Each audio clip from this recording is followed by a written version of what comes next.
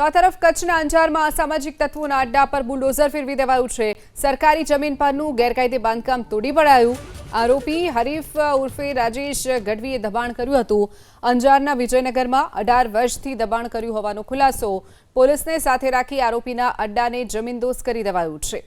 તો કચ્છનું અંજાર જ્યાં અસામાજિક તત્વોના અડ્ડા ઉપર બુલડોઝર કાર્યવાહી કરવામાં આવી છે। સરકારી જમીન પરનું ગેરકાયદે બાંધકામ તોડી પડાયું છે।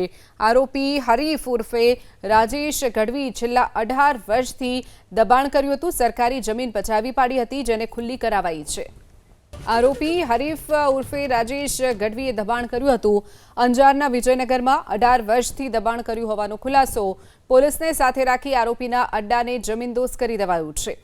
તો કચ્છનું અંજાર જ્યાં અસામાજિક તત્વોના અડ્ડા ઉપર બુલડોઝર કાર્યવાહી કરવામાં આવી છે। સરકારી જમીન પરનું ગેરકાયદે બાંધકામ તોડી પડાયું છે।